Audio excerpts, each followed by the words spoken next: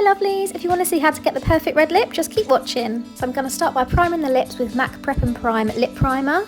I love using this primer before any bold lip because it creates a really nice smooth base and stops the lipstick from bleeding. I like to leave it to dry a little bit so it gets a bit tacky before popping on the lipstick.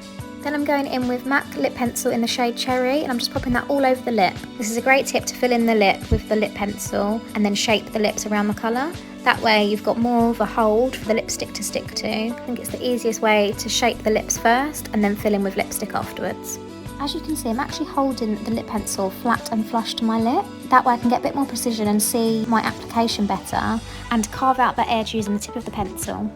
Then for the bottom lip, I actually use the tip of the pencil and create tiny little strokes and then glide the pencil along once I'm happy with the shape. Then I love to clean up with the My Kitco My Mini On Point Buds. These have just got a really nice sharp tip and they're perfect for cleaning up any mistakes. I always like to smile whilst applying lip pencil, just so you can see any flaws and imperfections and smooth everything out. Then I'm going in with the My Kitco 3.4 My Line and Fill brush, and before I put any product on, I'm just going to go over the edges to smooth and soften any harsh lines. I'm going in with MAC Ruby Woo lipstick, and I'm actually taking a little bit of the MAC red as well, just because the Ruby Woo is very dry and matte, and I always like to have a little bit moisture to the lips. This way you can get a little bit more of a smoother application when using a lip brush.